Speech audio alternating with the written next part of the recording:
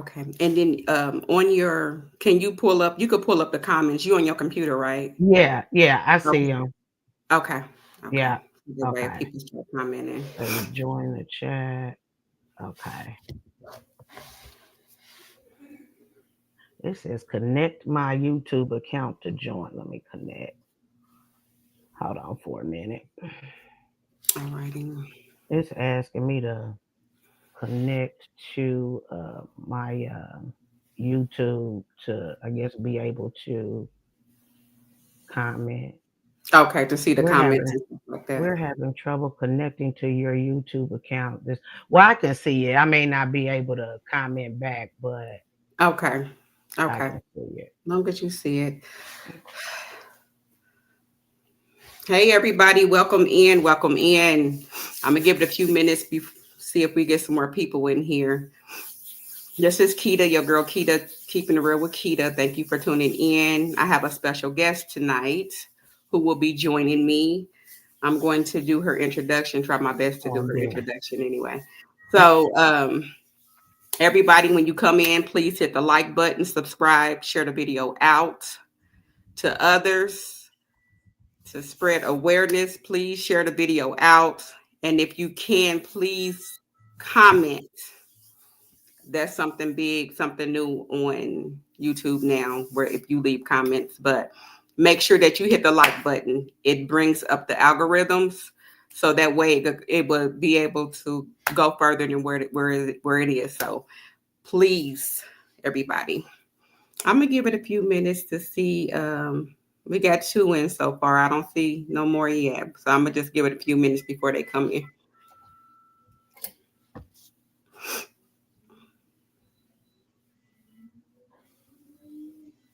Did you have a good day today? Girl, I ain't listen. I didn't have work, so I can't complain. You hear me? Okay. I got to sleep in, so Mm-hmm. well, I guess I did.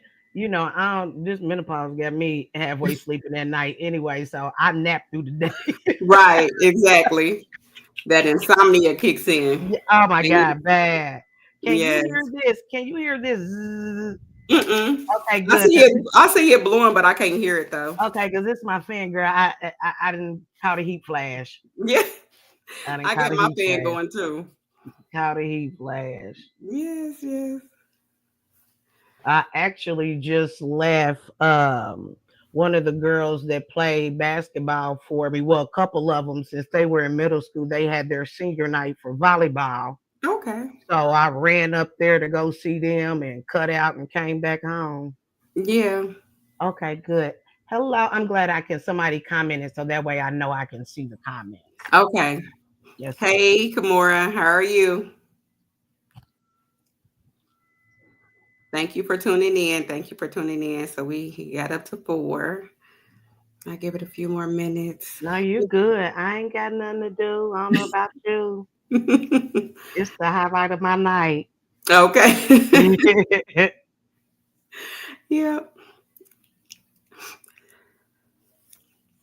So that's good. I see it's everybody's senior night. I know we're going to a football game tomorrow. One of the young men from our church, he plays hmm football, so Okay. it's his senior night. So we're going to go and support Yeah. him tomorrow. It's about that time, especially for football to be wrapping up. Yeah, yeah. hmm So it's just exciting for the seniors. I know it is, but as a parent, I'm glad I ain't got to go through it, girls. I'm listen. It's stressful for the kids. It's stressful for the parents, girl. I know. Especially if they playing sports. Hmm. All them senior nights and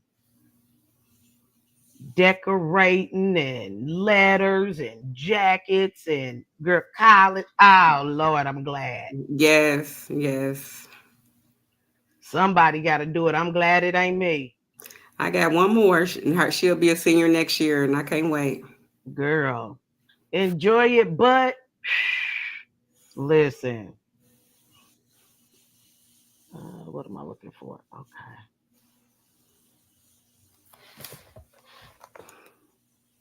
Everyone, if you coming in, please hit the like button, subscribe, and share the video out. Share it to others, please. Make sure you hit that like. Okay. So I am going to do my introduction. I'm going to introduce her, everyone. She has a great story. I was going through a little bit yesterday trying to get caught up on the videos that I didn't get to watch. But so she has a great story. Just listening to her story and her journey that she's been through since March. So I'm going to do an introduction first, and then we're going to start talking. This is Chrystal Majors. She has worked in the healthcare field for 11 years and is the founder of Walking Through the Fire LLC. She serves on the board of directors of a nonprofit organization known as Everybody's Favorite Day. She is a grief consultant and a motivational speaker. Chrystal answered the call to ministry in 2017. Today, she serves and is also the superintendent of Christian education of the at New Unity Church in Indianapolis, Indiana. She is passionate about helping people find purpose through their pain. That's good. No matter their background, with a unique perspective on faith, belief, and discipleship. She is a dynamic and powerful speaker in her own right. She is gifted. She's a gifted storyteller in the way she captivates one with powerful, faith-filled words that helps apply scripture. I'm sorry, y'all. To everyday life. She is dedicated to inspiring people to thrive in their next to help the next generation. Alrighty. Alrighty. So this is who we have. We have Chrystal Majors. So Chrystal, um, as we are getting started, it's a lot on here. So I want to really pretty much talk about everything that you have going on even in your story, in your bio. So to get started first, I know I really want to talk about walking through the fire. And can you like give us a little bit I mean, tell your story. Tell your story so we can know like like what happened, like what was the reason, what caused it. I think you muted now and I can't hear you.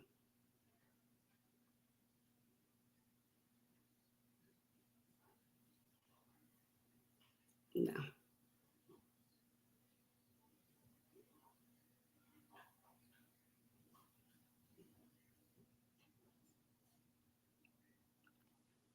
You didn't plug that up, did you? Did you plug something up to your computer?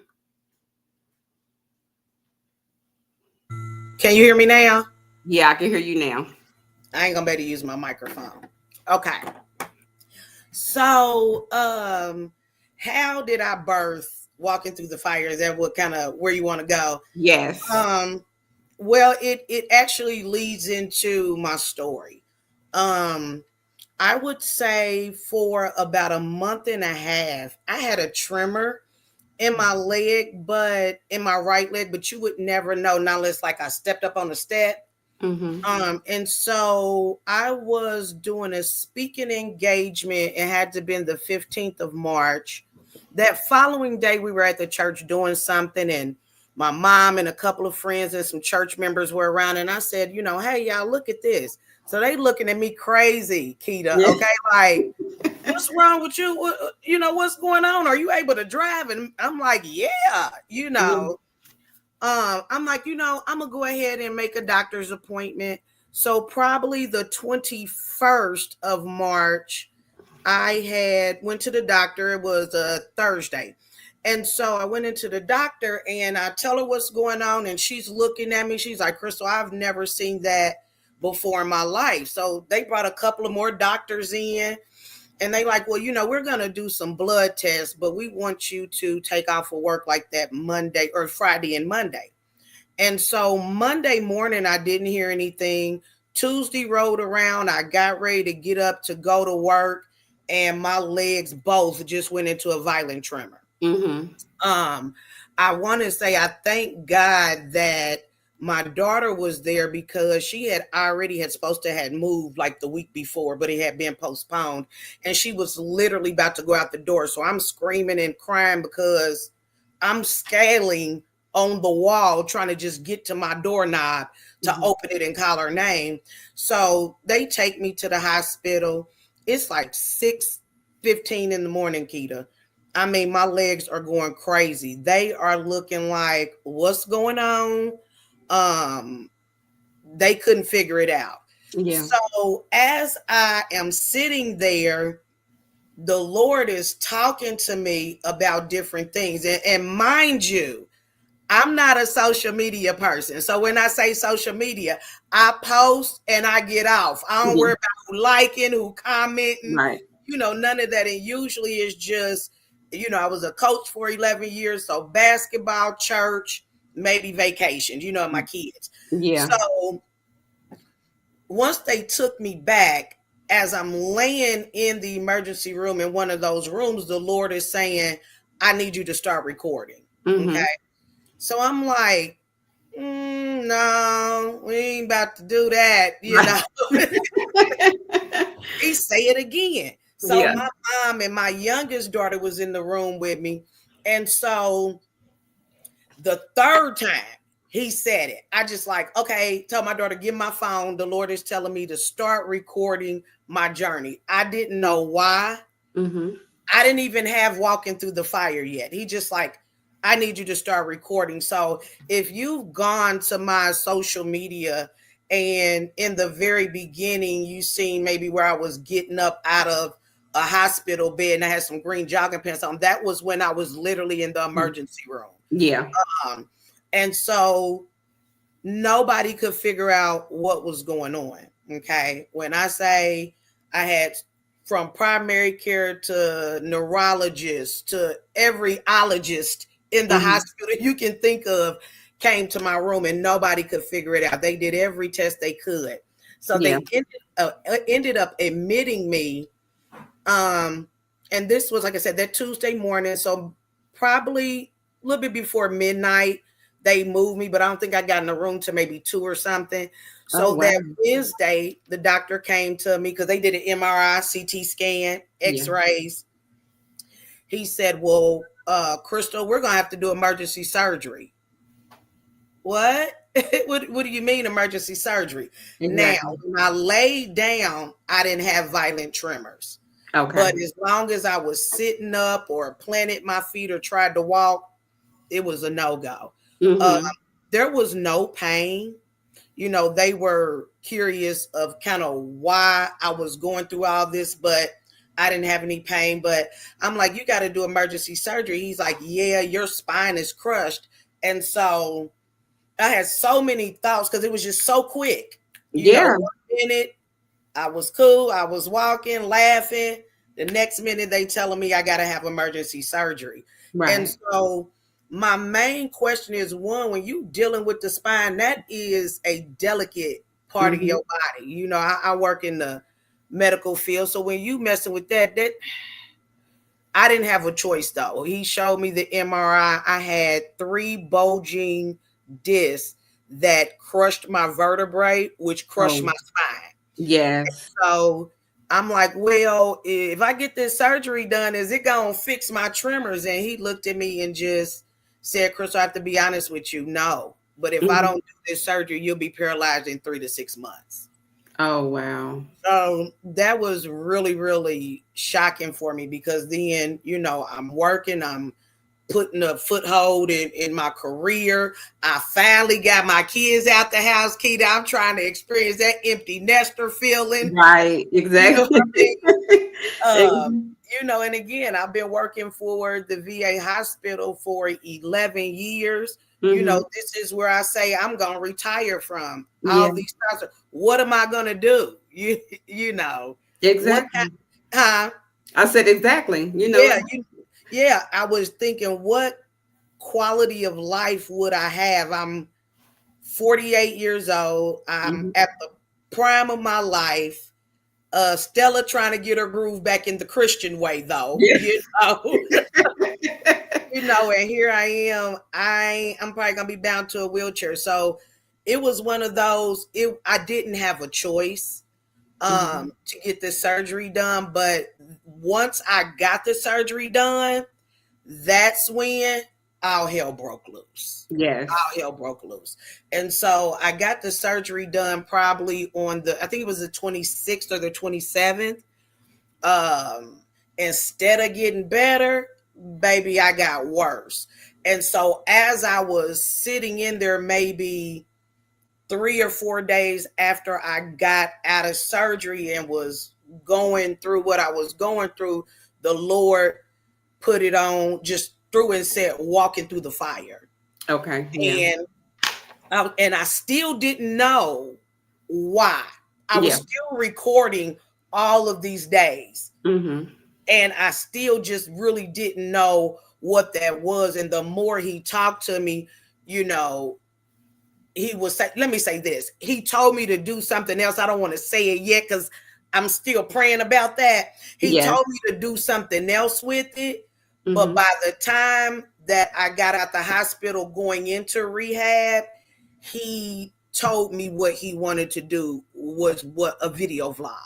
And Okay. so that's kind of where I started at.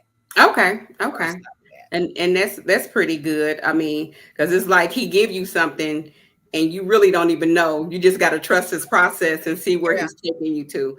So that's good. I mean, just to even know your story, because I know as I was looking at it, and I kept saying, "What hospital is she at? Like, where was she at when this happened?" I'ma say it. Methodist. I kind of figured. I kind of figured that. Girl, listen. Yeah, I kind of figured that. I mean, because I don't know anybody that had a good experience with them.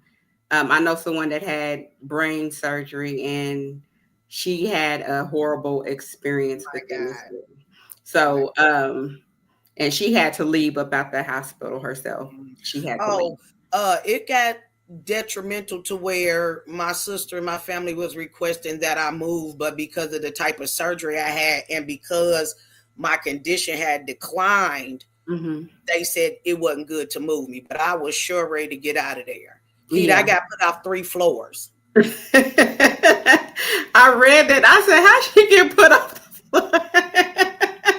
And it wasn't y'all viewers, Keita. It wasn't because I was out there cussing folk out. Now, don't Hmm. get me wrong. I said a couple of dams and hells. We gonna keep it real, Christian or not. But you had to understand how the pain that I was in. So Yes. they didn't like the fact that I knew what I was talking about. You can't talk over my head with that medical stuff. Hmm. My sister's a doctor, so she in there checking them, making sure they doing tests and all of that. So Hmm. they didn't like it. Yeah. And then it Exactly. got real bad. We'll probably get into it after you start asking me questions that I ended up having to record them. So Yeah. Yeah. And I seen that because I was like, wow, just the just going through it, because when I was going through the videos, I was seeing, because I was like, I thought you was in the hospital, then you end up going home, then you went back, but no, you was still in there the whole time, the yeah, whole yeah. I duration was of in there probably about almost a month the time. Hmm. and then left there and went directly to rehab. Okay, okay, Yeah, so about a month, and yeah. that whole month that you were in there, it was issues that was going on. Baby, that is an understatement. Yeah. Can you explain it a little bit? And so after, like I said, the surgery went pretty smooth. Uh I had some braids, okay? Let's get this straight first. I had some braids Hmm. and they cut the back of my hair. Like they cut my braids, but they didn't even tell me, y'all. This how grimy they are. Yeah. They didn't even tell me, and it wasn't like one or two. They cut like a big old patch, like Hmm. in the middle. And again, my neck, everything is swollen. So I ain't feeling back here. I got tubes coming out of my back because they was drainage. And if you seen, I had like 30, 40 something staples in Yeah. my neck. And so I had my sister take my braids down. Y'all, why one of them fall in my hand? I was like, Oh what the wow. HE double hockey sticks is this? It don't. Girl, cut it clean up. Then that's when I realized they didn't cut not one, two. They didn't even tell me after surgery, but I was hot about that one. Okay. But during my surgery, it went really well. It went really well. That I had surgery that Thursday, that Friday, they took me back to the floor that I was on. Now, from my understanding, I'm gonna just say, I don't know what kind of floor it was, okay, but it was like a unit. Okay. It wasn't for like post surgery where I probably should have been, okay. Yeah. And so after surgery, they took my catheter out. They put me in this room. Now I'm in here by myself. My mom, everybody is gone. So I can't get up and walk because I still have real bad violent tremors. So I asked, I'm pushing the button. It take them forever to come in there. Finally, they come in there. I'm like, hey, they call, they answer. I said, hey, I have to use the restroom and I can't get up. I can't walk. Right. Okay, we gonna send somebody in there. Keita, 10 minutes went past. When I tell you now, I'm almost livid. Okay. I keep on pushing the button. She like, I got to use the restroom. Well, yeah, we'll get somebody in there. I said, ma'am, I just had surgery, spinal surgery. I can't get up. That's what you told me 10 minutes ago. She gonna tell me, well, your nurse is in the room with somebody else. Well, ma'am, can you get somebody else then? Right. So then once they finally come in, now I didn't peed on myself. I'm upset. I'm crying. I'm going off. I'm going off. Because see, now this is unacceptable. Yeah. So the little tech come in there, bless her name. Her name was Vicky. That woman was so nice, girl. Oh, bless her heart. She was an LPN. So she like, this is ridiculous. I'm sorry. We were in another room, but they could have asked somebody to come in and help. Okay. So then the charge nurse come in there and gonna say, I heard you was yelling at my front desk person. Ma'am, I sure was yelling at your front desk person because I asked to go to the bathroom, told them that I had surgery. I couldn't get up. I called twice. And I told her, now I didn't sit here in my urine. I didn't pissed on myself. I'm upset. Well, unfortunately, they had somebody in the room. I don't care. You need to ask somebody else to come and help them. I'm sure you had other people sitting out there. Yes. You're absolutely right. I'm sorry. So why are you trying to tell on me? You know what I mean? So to the point where I'm going off, I tell them, F y'all, I'm calling my mama. If y'all gonna sit here and let me pee on myself, I'm gonna get me somebody that's gonna come up here and take care of me to make sure. This is day one, not even 24 hours out of surgery. This is what I'm gonna do. I'm going out to the point where they call my doctor. He come up there because now my hands. So when I get out of surgery, not only do I have tremors in my legs, but I got tremors in my hands. Okay. And so whenever my pain level, it was really, really high, everything would start going. So he come up there and he's like, Chrystal, I'm sorry. Calm down. This is the first floor I got removed off of. Okay. Calm down. You're absolutely right. We're going to get you cleaned up. We're going to get you off of this floor.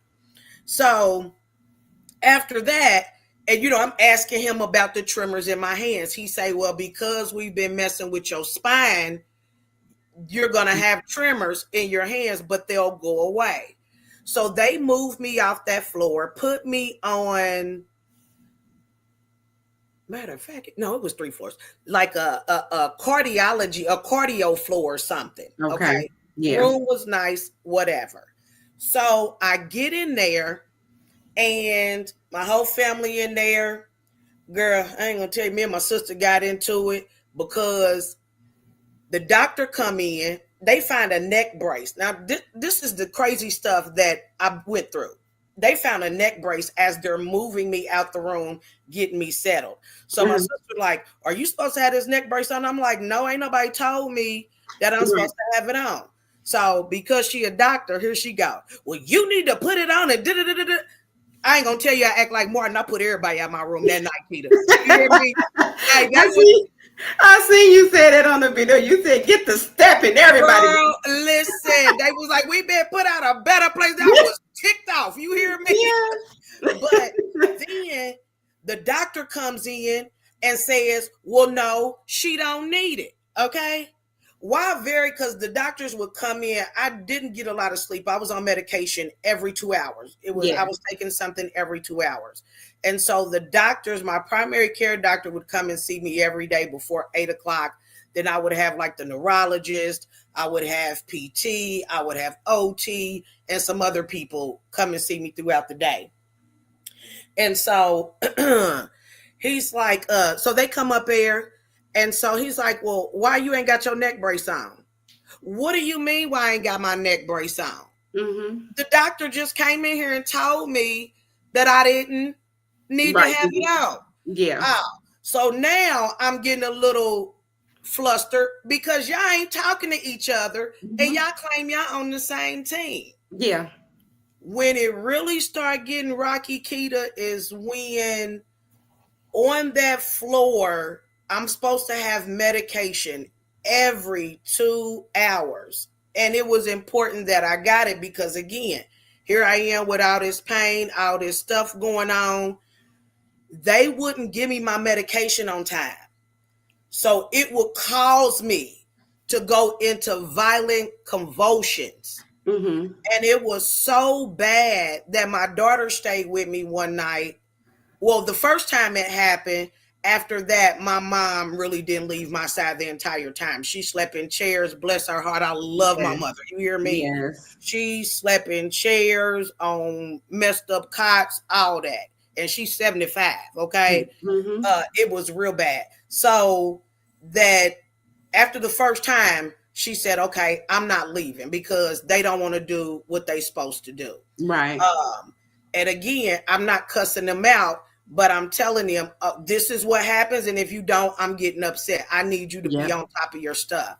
Mm-hmm. So one night I'm pushing the button, pushing the button. Now my daughter is staying with me because her and my mother switch off. Pushing the button, pushing the button. I know for a good hour, y'all, nobody came in there. Mm-hmm. When I tell you, I told my daughter to pick up my phone. As I'm crying and I'm violently shaking, the Lord is telling me, record all of this, record all of this. So Mm-hmm. I asked my daughter to pick my phone up, start recording. She crying because ain't nothing she can do. Every sound in my room is going off, y'all, literally, and you're not hearing me. Nobody came. Yeah. So she's crying, and I showed that on my in my stories on my social media as well. You see me in the bed, and baby, I show mesh panties, Pampers, and all. Okay, but I was crying in severe pain.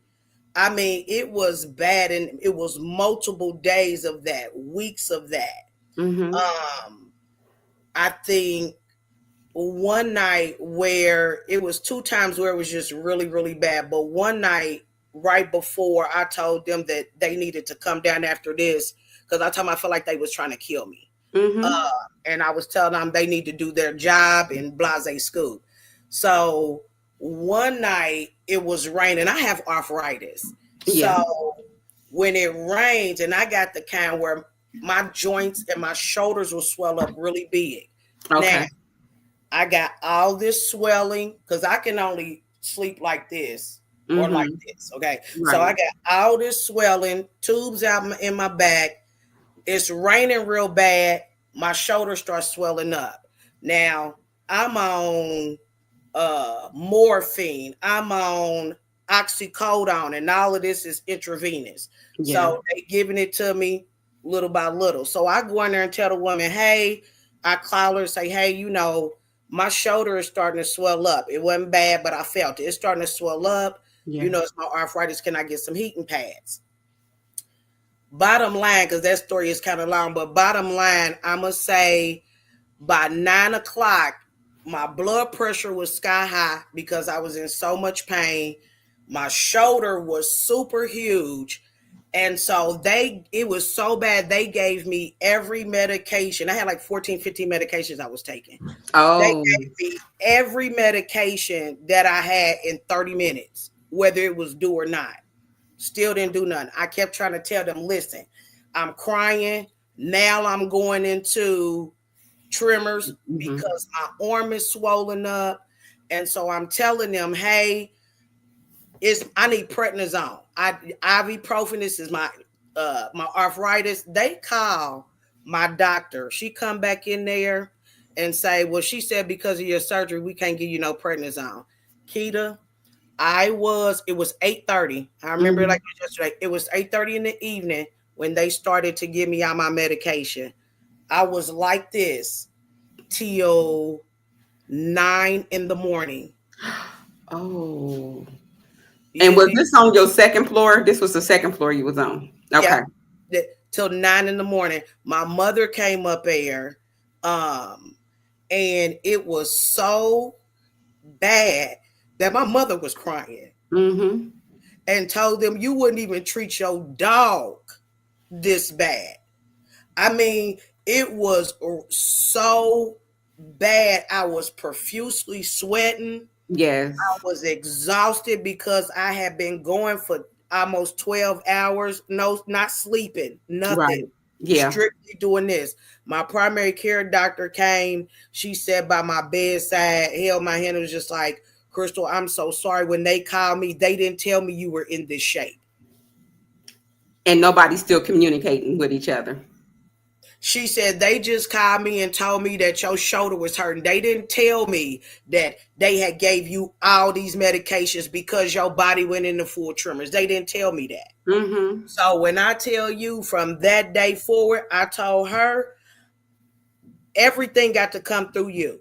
I'm Yes. not gonna deal with a whole bunch of people. I kept telling her I feel like they gonna kill me. So she looking at my mama, you know what I mean, and my mama on the phone telling everybody I need the prayer warriors to start Yeah. praying, you know, all of that because it's bad, bad. Like you really Yes. had to be there.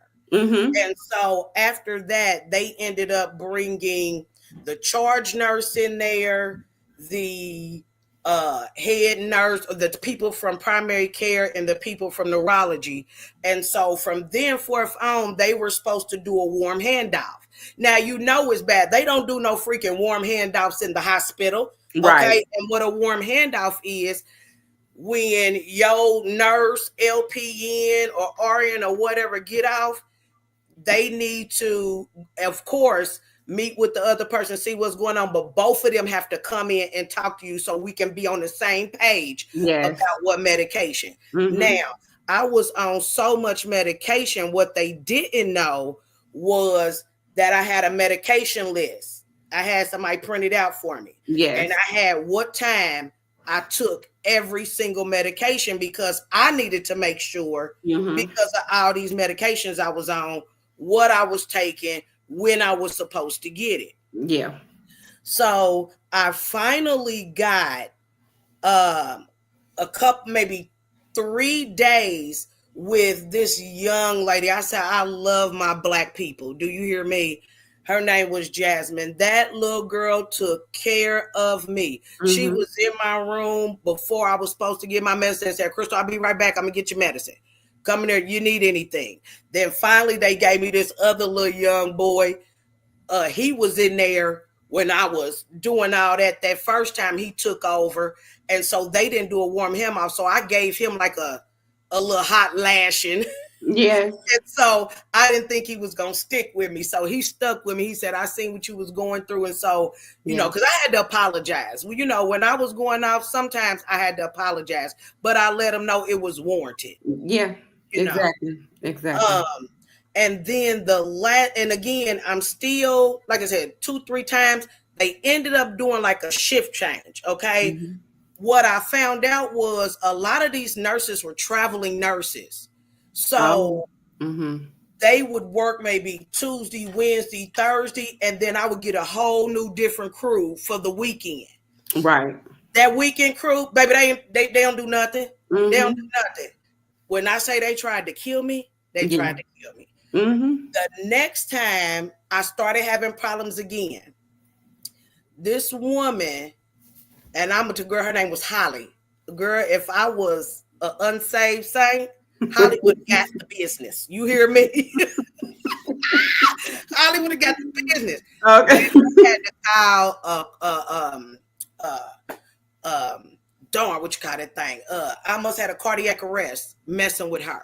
Okay. And this is when you was on the last floor, right? When they No, moved you the again. last floor was the last floor that they put me on, and they treated me good, and that was a cancer floor. I said that's crazy that I had to go to the cancer ward, but They didn't treat it you was better. kind of after this. When Okay. I tell you that I get medication on the regular, I told the woman, come back, at 2 o'clock. You're supposed to get my medicine. She said, okay. I don't think the woman was on the floor. So when I called, because it was like 2:10. Now, Mhm. granted, I'm patient. I know people got, other patients and they might be in the room. So I'm a woosah. I'm not gonna be down their throat. So it was about 2:10. Ding, I called the nurse. Hey, can you tell the nurse come in here? It's time for my medication. I was supposed to get it at 2. 2:30, she still ain't in there. Yeah. By this time, my legs are starting to shake. Mm-hmm. So I call back. Hey, it's 2:30 something. My tremors is starting. She ain't back. The guy's like, okay, let me go get her. So that told me she wasn't on the floor. Exactly. Y'all, when I tell you I was crying, so I was in excruciating pain. Mm-hmm. My hands was going, my legs was going. I had been probably like that for 30 minutes. My door was shut. Mm-hmm. So, but every light, every machine was going off, going off, going off. Nobody came, to the point where a nurse opened my door. I don't even know who she was. Opened my door, looked and said, "Oh my God, are you okay?" And went and ran and got. Now, granted, my nurse still ain't in there. Okay, grabbed like a charge nurse or something, Okay. and they trying to figure out. I'm like, it was time for my medication over an hour ago. This is what happens. Y'all know if you the charge nurse. So they trying to get my blood pressure down. Now my blood pressure and my heart rate like 190. My blood pressure 180. So they called one of them crash carts or whatever. Yeah. Okay, Yeah. because I'm about to go into cardiac arrest. By this time, my doctors then came ran down there like, what's going on? Keita, my nurse still ain't in there. Okay. Mm-mm. So it was like double doors to my room. So the doors were open. And I said, baby, well, nobody getting no care for that little 45 minutes, baby. They had Right. that call because everybody was standing in front of my door. Now, remember, I told you I write down my medication. Okay. Mm-hmm. So she come in there like, what's going on? So the charge nurse, like, well, not the charge nurse, the nurse that originally found me said, your patient is going into cardiac arrest. She said, so you called a code, maybe it was it wasn't a code blue. What was it? Code red. It was I was code about red. to say code red. Code Yeah. red. She Mm-hmm. called a code red. So you called a code red. She said, yes, her heart rate is 190 something. So Yeah. my doctors is like, what is going on? I'm livid. I'm crying. I'm hyperventilating. I'm saying she didn't give me my medicine. She like, yes, I did. I'm like, you are lying. Oh Mm-hmm. my God. When I pulled that paper out, Keita, to show her, now her stories is changing. Because in the computer, you gave it to him. So the doctor look in there and say, you didn't give her medication. And I Yeah. need to know why. She's sitting there looking stupid. He said, I'm going to ask you again, why didn't you give her medication? So she like, well, I did. I said, no, you didn't. Well, when I came in here to give it to you, you had somebody in my room. I said, you are a lie. Mm-hmm. Girl, then she going to tell me, well, I gave her some at 12 o'clock. This is my pain medication. I Mm-hmm. gave her some at 12. So I felt like she didn't need it. Girl, I went clean off. Oh, the head of my primary care was on this side saying, Chrystal, just calm down. Don't worry about it. Don't say nothing else. I was like, it ain't your job to tell nobody what you think I need. If it's Right. on my paper, you supposed to give it to me. That's your job. That's your job. Girl, do you know she walked out of there because they had to do an EKG on me, but I had been sweating. I mean, like slippery. I would have slipped out the bed. They Yeah. couldn't do an EKG on me because Mm-hmm. the leads wouldn't stick because Okay. they would wipe me off and I'm sweating right back. Mm-hmm. So they doped me up with everything possible to get my heart rate down, to get my tremors down. So I slept for a while and I told them, don't you bring her in my room no more. I keep telling y'all that, she is trying to kill me. Yeah. Yeah.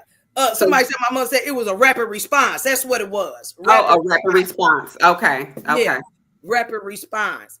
And so, hi, I'm looking at the comments. Hey guys. And so yeah. So then after she did that, Keita, maybe about 4 days passed. I'm doing pretty good. Now, again, by this time, I've probably been in the hospital about 3 weeks. I shouldn't even been there that long. I should have been gone. Yeah. So 3 weeks. So I'm starting to get a little bit better because they tired of what's going on, So I'm starting to get a little bit better. They trying to give me my medication, make sure that they got people that's going to give it to me. Mm-hmm. Girl, this is when I get put off the second floor, okay? Yeah. Why in the world did it was 8 o'clock in the morning? My mother was there and they came in and said I had to get ready because they wanted to take me to get some x-rays to look at the screws and rods because they fused my spine together.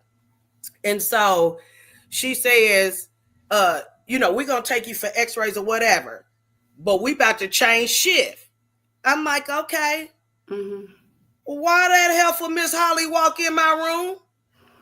I looked at my mama. We both had our mouth open. No, you ain't. What you doing in here? You ain't got to take care of me. You tried to kill me. Yeah. I don't know if the woman said, well, okay, or whatever. Mm-hmm. Whatever yo tell on out this room because you ain't Right. about to be in here. Yeah. Oh, girl, I was going off because why would you even bring her in my room? Mm-hmm. Like, did y'all think I was going to forget? Yeah, exactly. That make you want to fight them, but you couldn't even do that because you had the surgery. And I'm telling you, it wasn't nothing but God. Now, like I said, I threw out some dams and some hells. But, baby, like I said, if I wasn't saved, she would have got the business. Yeah. For real, for real. Mm-hmm. So, when I tell you, baby, if my mother was on this live, not even 5 minutes later, they came and said, we transferring you. I looked at my mama, I said, oh, so they put me off because I was just going to get x-rays. Yeah. You ain't say that. To the point where they got me off the floor so quick, my stuff wasn't even packed up. Oh, wow. As soon as she told me I was transferring, baby, they came in there and the transport people was there. They wasn't playing with you. They said we gotta get rid of her. Yeah, no, and I skipped the part because I recorded them like a little bit before this. Mm-hmm. So I kept telling the doctor, they trying to kill me. They trying to kill me. He ain't trying to hear me. Oh, Chrystal, they're just here to help. That politically correct stuff when they feel like you don't know what you're talking about. Yeah, yeah. And so it was one night, and I think when I tell you, I could have been in there mentally just out of it. Mm-hmm. And I thank God that the Lord still kept me knowing that wasn't the end of my story. Because he was just talking to me so clearly and it was all for a reason. You hear me? Yeah. It was so bad. One night I called to get my medication and you know how they be like, yes, how can I help you? It was yes. So they already knew who was calling. Mm-hmm. So I said, hey, I need my medication. It's time. Girl, the Lord, as soon as I hung up, the Lord said, start recording. I had to find an app on my phone to voice record. Yeah. I voice record that woman. She talked so nasty to me on that thing. And then when the nurse came in there, she said, Chrystal, they never told me. She was 45 minutes late with my medicine. They never told me you called for the medicine. I was with another patient. So the doctor came in there. I told him, I told y'all they trying to kill me. No, Chrystal. Why I pulled the record? I said, I'm done talking to you. I'm going to just let you hear it for yourself. When I tell you that man's mouth was wide open, Mm-hmm. I had him on recording everything. When he left that room, I know he told them, y'all Yeah. better get it together because whatever it is, she didn't record it, y'all. So I Mm-hmm. think me recording them and me telling that woman she need to get the HE double hockey sticks out of my room, Yeah. that's what got me off that floor. But it was a blessing. It Yeah. was a It blessing. was. It was. And they don't like the fact that you stand up for yourself and that you're gonna Yeah, let them know what's what. They cannot stand that, and they no. will start treating you horrible. Yeah, I done yeah, seen it happen plenty of times. And then especially like you said, where you were, it's just horrible anyway. And so, they want to play that attitude type of thing, like I'll show her type of yeah. attitude. Yeah. And Keita, what got me was, could you just imagine the people that can't speak up, or the Exactly. elderly, or don't have that medical knowledge, Hmm. or genre to know what is really going on and the right questions to ask? Yeah, Yeah, exactly. yeah, yeah. Yep. And so, with your tremors, like, how soon did it start if you didn't have your medicine on time? Maybe 10 minutes, maybe 15. Then Because it is start. again, as my pain level rose, the worse it got.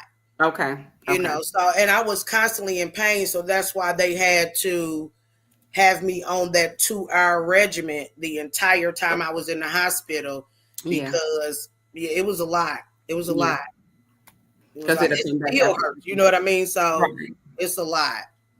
And then But how long, God like is after your medicine, how long did it take for it to stop if you got to that point where it started up?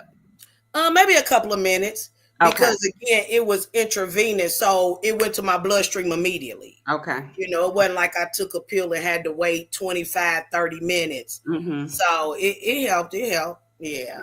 Okay. And they gave me morphine. So, morphine ain't no punk. So, Now it kicks in right away. yes, ma'am. Yes, it do. That is like, just to hear that story alone. I really hope you take it further to some lawyers or somebody, because like you said, the people that cannot speak up, the Yeah. people that the elderly people that can't take up for themselves. So if you're treating one person like this, who else are y'all treating like this? Because Yeah. the older you get, the more your mouth can say whatever it want to say, and you gonna That's sit up and right. let them know. That's right. So, and especially with it just being in healthcare alone, it's just certain ways you take care of people. I'm scared. I'm scared of the new generation, because I'm like, if we ever get old and we have to be in a nursing home, we got to rely on them to take care of us. Listen, girl, I asked my daughters to just drive me around the corner, baby, and they got an attitude. Exactly. Yeah. Right. So, yeah, I definitely understand. But that's exactly when I came out. Like, again, for them to tell me that I would never walk again, without violent tremors, I Yes. just, like, I never accepted that. You know what I Hmm. mean? And when I say, it's so cliche, people may think, but like, when you rooted and grounded in God, Hmm. when you at those traumatic moments, or those walking through the fire moments, Hmm. that's when you realize, I've been in church for 20 years and this is why.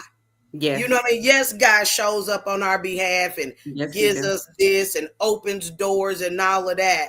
But I want to serve somebody. I just don't think I would have the mind frame that when Hmm. they told me I would never walk again, that I was like, because again, I'm human. So 2 seconds, like I told you, how am I going to live? I want to get married. Right. All these dreams and aspirations that I still have. Hmm. But as soon as that thought went forward, he said, I got you. Yeah. And I never doubted it since then. Yeah. And so when I went to rehab immediately after that, I was supposed to be in there. They do like every month or something, evaluations to say how long. Now, the rehab I went to, it was intense. It was a 7-day. I went to say I had to have 5 days of rehab, Yes. Monday through Sunday. And one time I ended up having to do it on Sunday, but I told them, at 11:15 I go to church, Yes. so you gonna have to rearrange my schedule around that. But my days looked like Monday morning, getting up at 6, eating breakfast at 6:30, PT at 7 to like 12, and maybe 12 to 12:45 I eat lunch. Then I'm right back at PT till 4 o'clock. And Yes. that was every day, Mhm. every day. And so when I tell you where I went, those people were a blessing. Yes. They were a blessing for my mental and my physical. They pushed me. And so now I'm walking. I still have my tremors, but I can walk. You Yes. know what I mean? Mhm. So, God is good. So when they say walking through the fire, Keita, it's and we all walk through the fire. We Whatever do. that situation is, a circumstance that took the life out of you, that took Mhm. the breath out of you, that loss you thought you could never get over or get through, and you find yourself on the other side. Now I ain't say 100%, but Right. you find yourself on the other side, Yes. baby. Yeah, Yeah, yeah, it is because it's like when you're going through it, seems like it's so long. And then once you pass it, you be like, oh, that did happen. Like yeah, that did happen yeah, to me. So it's like it's good that he gives you that peace yeah, where you don't even remember even going through that at that moment. You yeah, you could say, I overcame that. yeah, yeah, So that's also a good thing. But you answered. You just said my first question was, how did you feel once you heard the news? Anyway, that was my first yeah. question. Oh And yeah, baby. I thought I was a done deal. I ain't gonna yeah, lie. I yeah. did. And then did it change your faith just a little bit? Hmm. Oh, definitely. Because it made me find purpose in my pain. Mm-hmm. On top of that, I'm still and was really still just getting over the death of my daughter. Yes. And then to turn around and have this happen, like it's a lot mentally and emotionally. So I stopped playing church a long time ago, Mm-hmm. but I think I deepened my commitment to God and how I live and what I do. And Yeah. so it turned into, Lord, just put me in a position where I'm able to say something or help somebody or give them some resources Mm-hmm. while they're going through what they go through, because if everybody gonna go through a fire. Yes. Everybody. You know Yes. what I mean? And everybody don't make it out. Mm-hmm. Everybody don't make it out. So and I would just want to be that example to say, hey, I'm a living witness Yeah. that what this says, God got the last say so. Mm-hmm. And you got support. You got somebody here that can help you. Yeah. Yeah. Because I know when you was doing your videos and you were like, I think I wrote it down. I think, let me look at my little notes. But when you were doing your videos, you were saying how you felt alone. Yeah. And I mean, because I teared up in the video, I was like, you was like, you just felt lonely, even though you had that support system. But going through this alone, you just felt alone behind it. And I could understand that because this was a journey, your own journey that you were going through, and really couldn't nobody understand Yeah. the pain that you were going through and how it was. Somebody in the audience asked, how did your spine get crushed? Well, that's a good question. Because and when you said legal processes, that's in the works.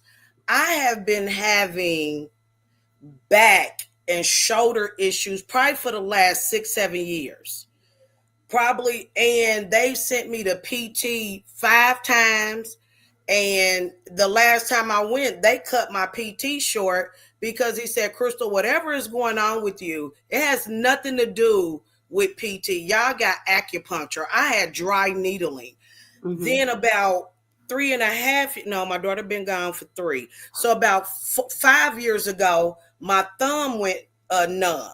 Mm-hmm. And so they sent me to get an EMG and told me that you had to have 2 markers to be indicated and diagnosed with nerve damage, but I only had 1. So when I went back to the doctor, she said, well, let's try a cortisone shot. I'm telling her, what the heck is a cortisone shot going to do Mm-hmm. when my stuff is numb? So I let them do it just to rule it out. it swole my wrist up. It didn't do anything. Yeah. They didn't do anything else about it. I kept asking. They wouldn't do nothing. So I think if they would have did an MRI, because they did a CAT scan, they did an X-ray. Only thing they didn't do was an MRI. Right. So if they would have done that, I think we would have found it years ago. Hmm. And then when the surgeon, the neurosurgery surgeon, did it at the hospital and found it, and he literally told me this was negligence. Yes. My mom was in the room. He literally said, Chrystal, this was negligence. Because he said he doesn't see that not unless you fell off like a skyscraper, a building, construction, or Yes. a real bad car accident. When I tell you, every doctor asked me that, I kept telling him, no, it would be, I would have a hospital record if if I've been Right. in the hospital for something like that. Yes. Yeah. And that's true. Because I seen that you said that, and like you said, everybody kept coming in there trying to figure it out. And the only thing about that is they go by their medical terminologies. They try to rule out what they don't think it is or what they think it is, and they Yeah. want to dictate. Okay, this is what the symptoms is. This is Yeah. what we have, and knowing it's not. You know your own body, so you Yeah. already know it's something deeper than what they're trying to actually sit up there and say that it really was. Yeah. Girl, they told me I was a unicorn. Yeah. They did. They said you are a unicorn in the hospital. Said everybody in the hospital has been talking about it because they had never seen anything like it before. Yeah. Yeah. And then they trying to go by. And then just a little bit. I know you was talking about the neurologist that came in there and you were like he was trying to overtalk you, overpower talking you, and you trying to sit up there and explain to him. And I was just cracking up because I was like, that's how they get. But They do. like you don't know what you're talking about. Yeah. I told him, can you please stop trying to overtalk me? You, it's like they forget what you, it's supposed to be about the patient, but it's you gonna do what I say and it's what I say. Forget how you feel. Forget, yeah, Mhm. no. They had the right one. You hear me on the wrong day. Yeah.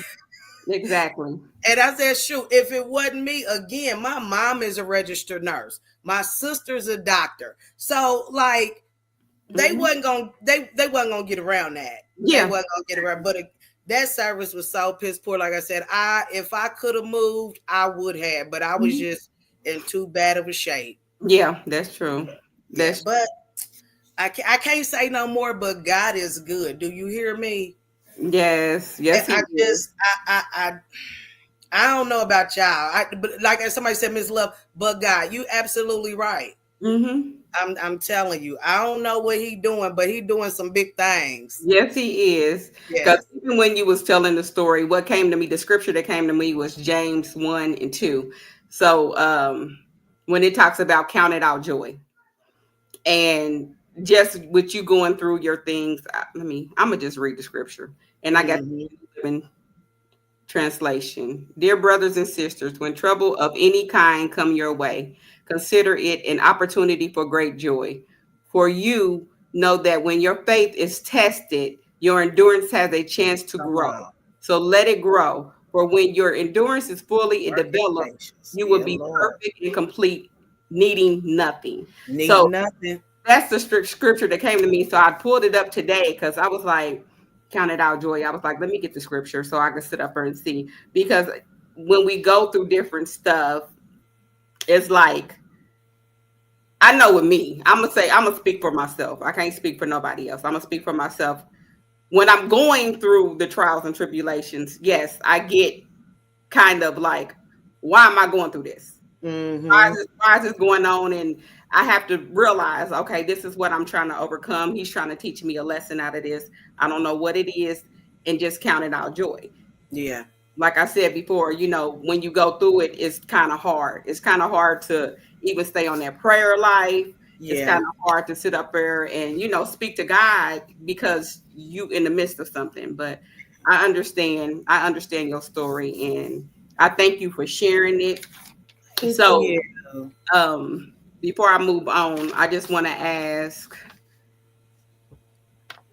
explain the good, the bad, and the ugly in this situation that you went through. The good, um, it made me look at life my life a little bit different, and my purpose, and why I say that is because I've been a mom for so long, and now my kids are grown. So I'm evolving into who is Chrystal minus the mom, Yes. minus the coach, and trying to find what it is that my purpose is. And when my daughter passed, I already kind of knew, but this solidified that the Lord is directing me to do something greater. And Yes. so that coming out of this is well worth what I'm going through, because I still am going through it. I'm not out of it. So Yes. what I'm going through. The ugly is that I still battle mentally every day because I'm so independent. A lot of my independence was taken Mm-hmm. from me. And I'm one that I ABCD. Like, I like my stuff in a row, and I Right. like to have it together. And I'm so used, because I've been on my own since I was 15 years old. Mm-hmm. So I'm so used to doing everything myself. Now I can't stay by myself right now, so I'm staying with my mom. I can't drive because they're teaching me how to relearn how to drive. Mm-hmm. I'm not back at work, so that affects my income, and it's just a lot of just my everyday necessities, or just my everyday quality of life still. Yes. And so for me, that is really hard. I find myself borderline depressed. Like, we're just gonna keep it all the way real, because again, I'm dealing with a loss of a daughter that I'm still. Mm-hmm.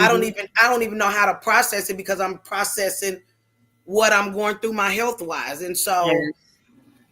dealing with all of that, just that loss of that grievance of loss of my everyday independence. Yes. Um, the bad, my bank account.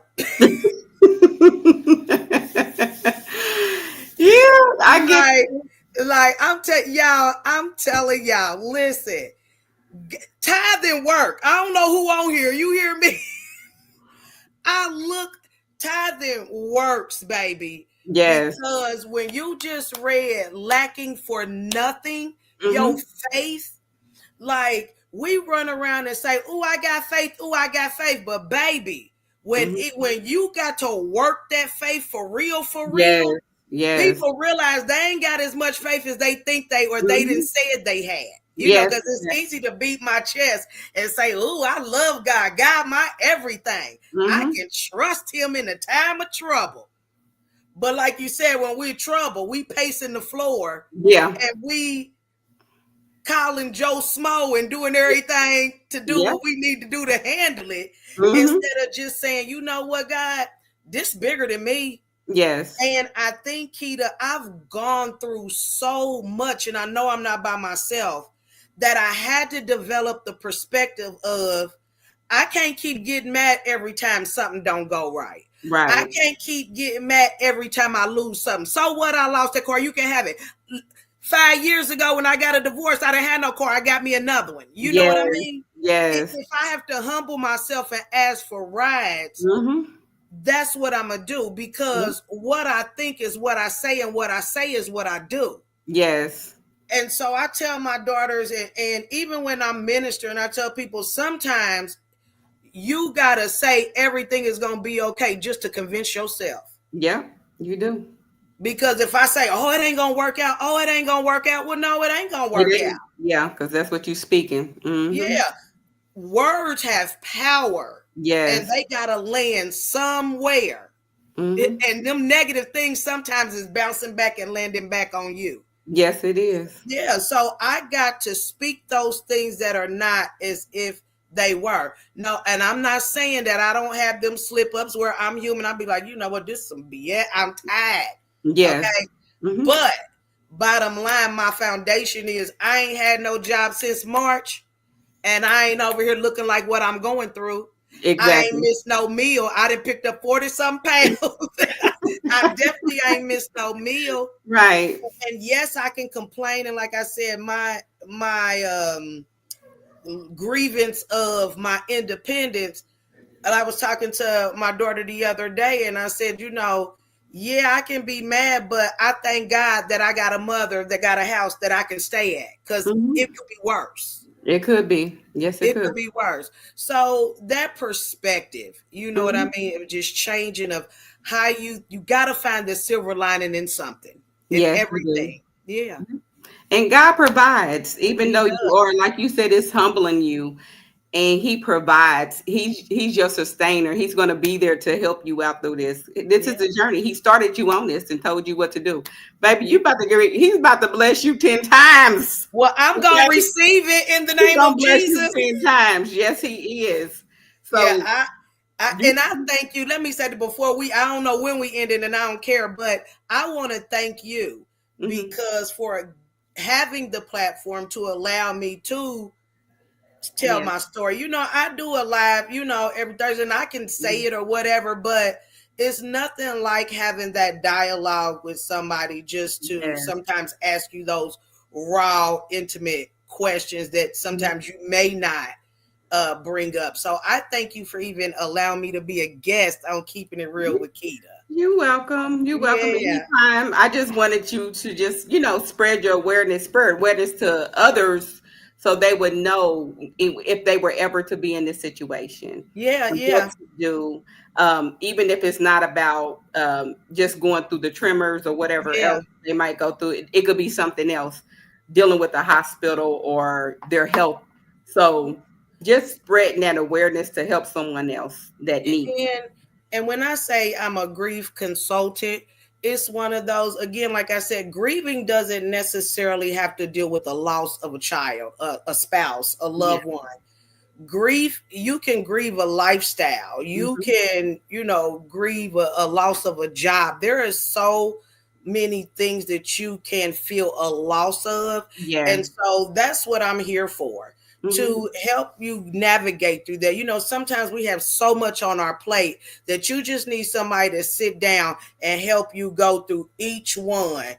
because if you don't, you ain't never gonna clear nothing off the plate, because you get overwhelmed just looking at it or even listening to Yes. what needs to be done. Mhm. And so just having that different perspective, and again, because sometimes everybody ain't saved, you know what Mm-mm. I mean? And this doesn't just apply to Christians, but I'm gonna let you know where my foundation, where my help come from. Yes. But yeah, that when we say grief consultant, and I'm in the process of now trying to get my psychology degree in grief, because I really want to help people Yes. navigate through that. Because again, Mhm. like I said, it's a lot of us that don't make it Mm. out of divorce or make it out of the loss of losing a spouse, Mhm. or whatever that looks like for you. Yeah. Yeah, that's good. That's good. And then I think that's awesome that you are a grief counselor because like you said, it's not only about a loss of a loved one. It's more Yeah. than that. And people don't look at it that way. Or think that's, or even just thinking like, oh, well, I didn't Yeah, consider or that as. correlated together. Yes. Yeah. Yeah. So, and it can be because it causes a depression when you get Yeah. in that state of mind. So Yeah. that's really good. So I'll get more about that before we end, so people could be able to reach you when it comes Okay. to that. Moving on, I know you was mentioning your daughter. I know her name was Nyla Sanders. You said she's been gone like 3 years now. Yeah, it was 3 years yesterday. Okay. Okay. Yeah. And then can you explain that story? Like I seen it a little bit on the news. I didn't realize it was your daughter at the time. Mhm. I know that I don't know, was he a drunk driver or somebody that hit her? Yeah. Um, but I know that it was a car accident that she actually passed away in. Yeah. So Yeah. can you explain that story a little bit? Um, they were up there like on 62nd, up in, what's that, Michigan Road or whatever. Yeah. And they said that he was at a taco stand with taco truck or whatnot. He was drunk. He was about to get in his car, and the police went up to him and told him, hey, you can't drive. He told them that he was going to call his dad Yeah. to come and get him. Well, the police go sit in the parking lot across the street or whatnot, and see him get in the car and leave. So they are chasing him down, Michigan Road. As they're chasing him, he hits a pedestrian. He also hit another car, and then right there on 71st, he ran into the back of, it was my daughter, her cousin, and her boyfriend, and my Mhm. daughter was in the back seat. Yeah. Ran into the back of the car, and the car caught on fire. Oh. And so they were unfortunately unable to get her out, Mhm. and so that's how she passed. Okay. Um, yeah, so he was just 23 years old. Just it was sad. He was my daughter's age, 23. Yes. When I went into the initial court hearing, it was just sad. It was sad just to be that young. And Yeah, you for one, you took somebody else's life yeah, for the actions that you did, and then also now you pretty much gone. You spending the rest of your life pretty much away because of what happened. yeah, he got sentenced November of 2024. Um and he got 14 years. Mhm. And then because he was, as they call, a DACA child, meaning his parents were, I don't know, illegals, but he was born here. Yes. And so once he gets out, he's from Venezuela, something. I don't know where he's from. Mhm. He gets deported back to, and again, I know some people listening may say, well, why is she mad? Or, I get that question a lot. Like, were Mhm. you angry at him? Why aren't you mad? Yeah. Um, all I can say, it ain't nothing but God. Yeah. Like, I don't I don't know why I'm not mad. Like, I don't even have an answer for it. I Mhm. literally, when we did the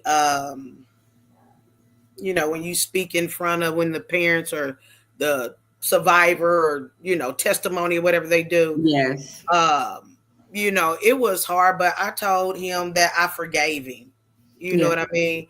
It was one of those, I think my kids were upset with me about it, but it was one of those that I have done so much in my life.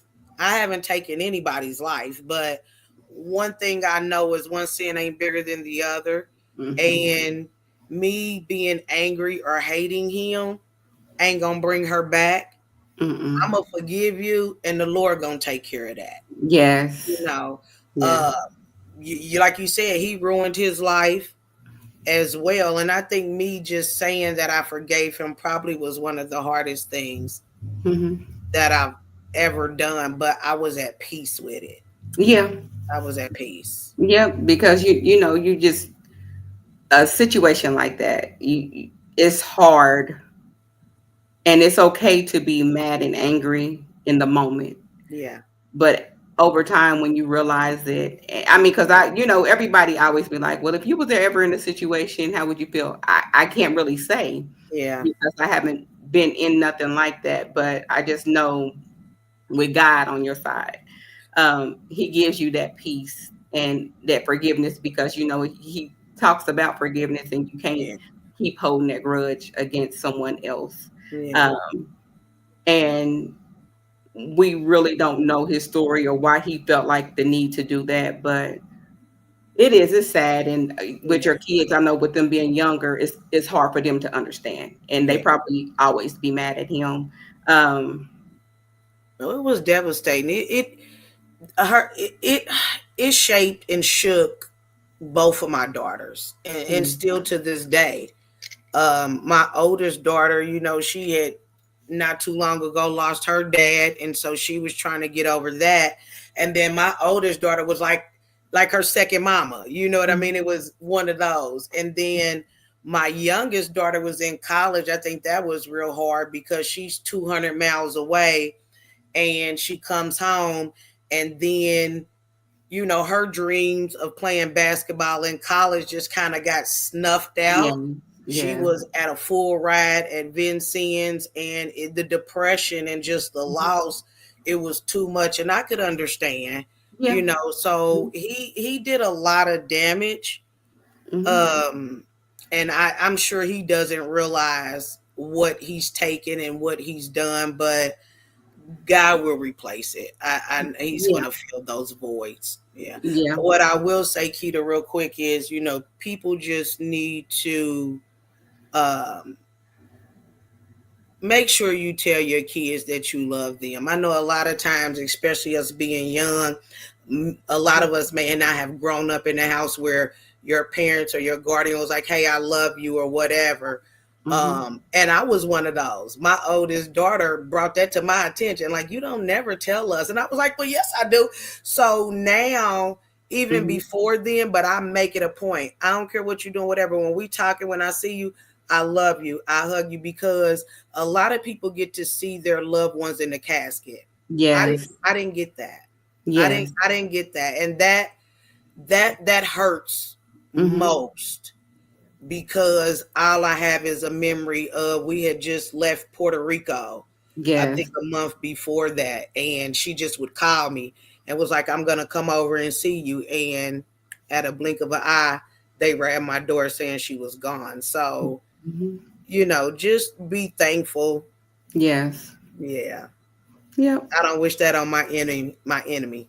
Not at all. Not at all. Just losing, a child, period. We don't expect to lose our kids. Yeah, And they're supposed to be burying us. yeah. Yeah. So that's pretty hard. And I mean, you are doing well with it though. So I and don't look like what I'm going through, but that on me. You know how sometimes if you just split somebody open on the inside to see really what yeah. really goes on, it's one Mhm. of them. My good days outweigh my bad days, but when I have my bad days, I have my bad days. Yeah, that's Yeah, true. That's yeah, true. And then grievance don't have a time limit. it So sure don't. nobody can tell you Mm-mm. how long to grieve. And it Um, looks different for everybody. yes, it Yeah. does. Yes, it does. Um, Robert Stubbs, he said he witnessed a lot of young people giving their life to the Lord at her funeral. Mm-hmm. And that's a good Thank thing. you.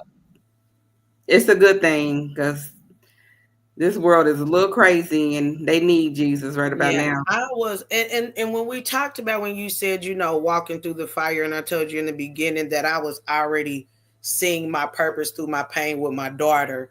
Hmm. Literally, for her to be 23, we had a church on the east side, and it set 450 people. That church was packed from the front pew to the back pew, all the way in the vestibule. And Hmm. it was like 20, 30 something kids that gave their life over. And then half of them stayed in the church and was going to the church and going to the church with me. Yeah. So that right there brings me joy, to let me know that even though I feel this extreme pain daily and it never goes away, I still know that her life meant something, Yes. because her friends is getting saved. Her friends is knowing the Lord. Mhm. Hmm. She pushed me further into God, to open some different realms, that He wanted me to go to. So, yeah, Yeah, that's true. that was good. That is good. That is good. They say God gives his battles to the strongest. So Yeah, can you pass me? Tag. Anybody want tag? Anybody want tag in? Shh, baby, I need a break. You hear me? I, I need, shoot. What they say? It's my season. It's my turn. I'm declaring, Keita, my season is coming. okay. Okay. Yes, it is. Yes, it is. And then now tell us a little bit about the ministry. I know you said in 2017 is when you decided to give your life to the Lord completely. And Well, 2017. No, I've been saved since probably 2001. I became a minister in of the 20, gospel in 2017. okay, Yeah. okay. Yeah. All righty. And how was that journey becoming a minister? Um, Listen, ain't nothing easy. And I tell people, don't nobody ask for this. You hear me? I don't know nobody that want to be a pastor that just be like, ooh, wake up, I want to be a minister. Well, some people do, I guess. Some people do.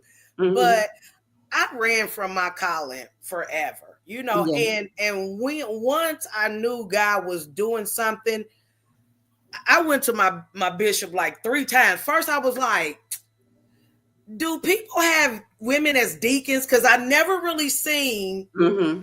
a woman be a deacon, but I was doing some of the things and wanting to do some of the things that a deacon did.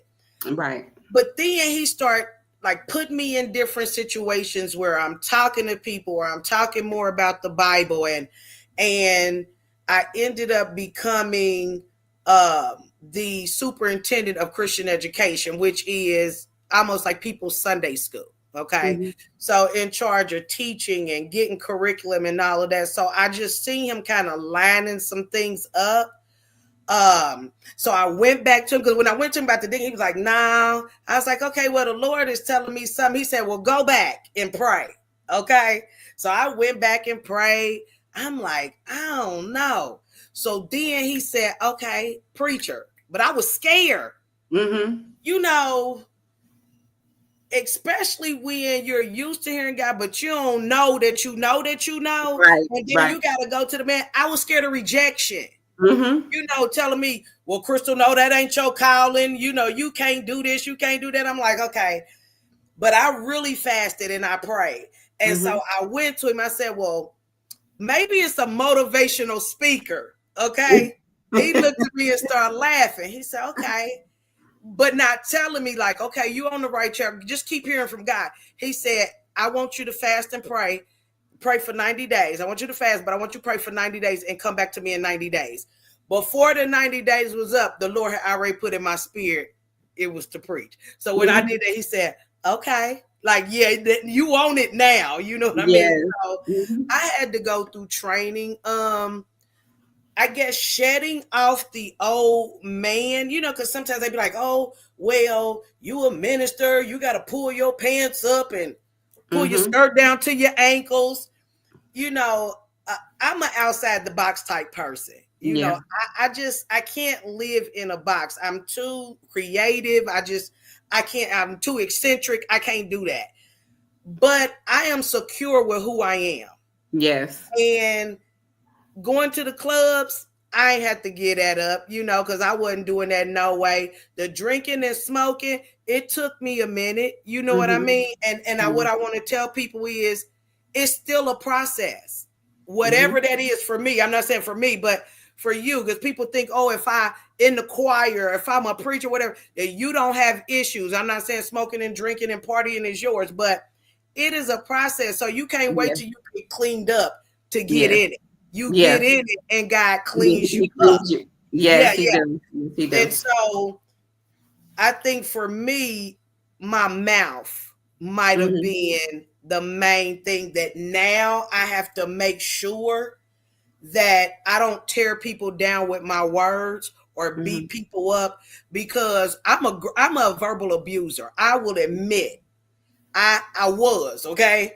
Yeah. Especially in my marriage, I was a verbal abuser, but I didn't use not one cuss word. Mm-hmm. Yeah. It used to be like, "You might as well just cuss." You know what I mean? Because my Yeah. tongue is lethal. You hear Yeah. me? Mm-hmm. Okay. And so even before I became a minister, I was always in leadership for the most part. Keita, every evangelist in that church pulled me in the office about something, and it was Yeah. mainly my mouth. But I took the correction. See, everybody can't take correction. Right. People get pulled in the office and said, "You ain't doing this right, you ain't doing that right," and then they want to hop and go to the next church or Yes. whatever. But I want to get better. I want to evolve. So I have to be able to take that criticism, because it made me better for when he really said, "Chrystal, I'm calling you," and I went.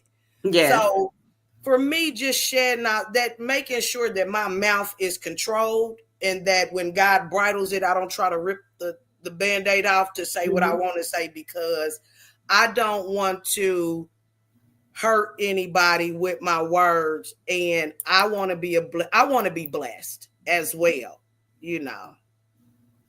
That's good. That's good. But I Yes. love it. I just talk, I preach, I talk like, you Mhm. know. The Lord It been opening some doors too, so I'm thankful. I got to preach back to back here a couple of weeks ago in Anderson for a pastor's 25th anniversary. I was okay. really nervous. I had never done that. I Mm-hmm. preached, but never done that. So that was awesome. So, and then here you are. God is doing, like I said, doing some big things and opening some Yes. doors. I'm excited. And you're at New Unity Church, right? Yes, where the great Bishop Victor T. Woods is the pastor and Lady Courtney Woods is Yes. our first lady. So y'all can check her out. Y'all could go to New Unity Church, check her out. Yes, I know that she be definitely. on Facebook. She be on there. You could catch her videos on there. What other platforms can they catch I'm you? on Instagram, and that is Anointed 37. I am on TikTok, and that's Chrystal Majors 159. Okay. So And I you can do check have, them. I'm sorry, I do have my Walking Through the Fire page on Mhm. Facebook. So if you're not on there, and YouTube, but YouTube is Walking Through the Fire LLC. So subscribe, like, but Facebook, get on there, because on my live that I do every Thursday, here in the next couple of months, I think I'm going to switch over and not do it on my personal page and start Yeah. doing it on my business page. Yeah. Yeah. Yeah. That'll be good. And then she also, like, today is her day where she do lives when she's speaking to everyone. She'll do a live speaking talking about the Bible. So she decided to come on my show today. Yay. Thank you. So y'all can catch her on Thursdays at 8. Don't ain't it Thursdays at 8 where they can catch her? Thursdays at 6. But keep in mind, next couple of months, I think we're gonna go to 8, because I think more people will be able to come on in. And we got people on the West Coast, on the East Coast. And you know that time change. People still Yes. at work at 6 o'clock. So Yeah. I think I'm gonna switch it. Okay. But I'll Yeah. let you guys know. Make sure you check her out. And she also have a page. Now you have your nonprofit organization. Can you explain about that a little bit? Well, I am a part of a great organization, Everybody's Favorite Day. Our chairperson is Myron Burr, and Mhm. he is located in St. Louis, but we collab in Indianapolis. And our mission is just to educate, feed, donate, and help the community, you know, like Mhm. where they are.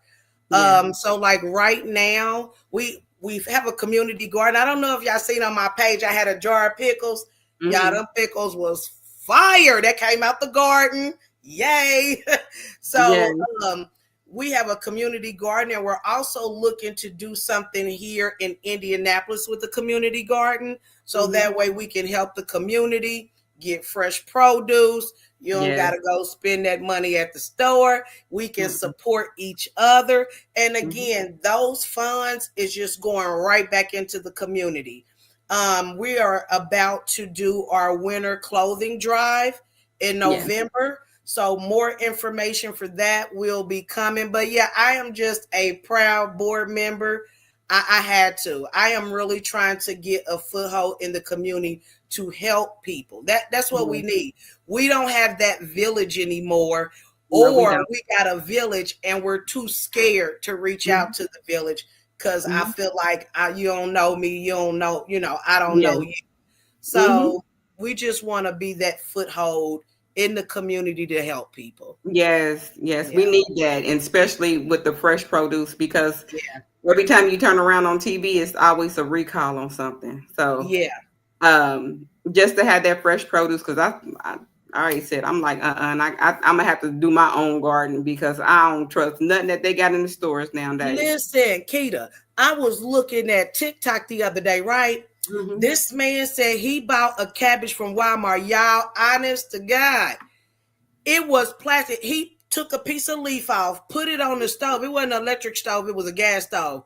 The thing never burnt up or nothing. Yes, He tried to tear it. He was like, oh, no, I'm taking this back. It was plastic. yes, and it looked like it was real. I seen that video. Yes. It Did looked you? like it was real. Yes. Hmm. That's Yes, crazy.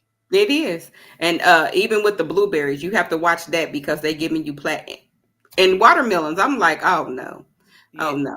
So you just got to be careful with everything that's going on out here. And I do plan on starting my own garden next, but the community garden that you have going on, I think that's a wonderful idea for anyone. And we all do need to come together as a whole because we don't have that village like we used to Yeah. have.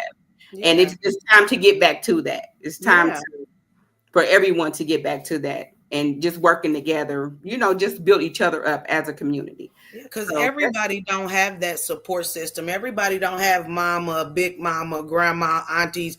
And then nowadays they do got grandma, but grandma 37 and mama 27. yes, So, we need that wisdom and knowledge to, and yes. like I said, my 30s is to help the next generation, help Hmm. us be better us, so Hmm. that way we really got something to lead these kids and they don't think that it's hopeless like they do right now. Yeah. Yes, exactly. That's true.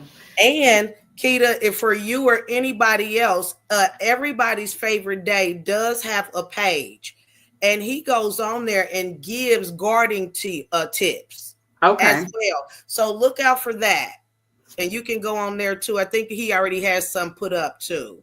Everybody's favorite page. Everybody's favorite day.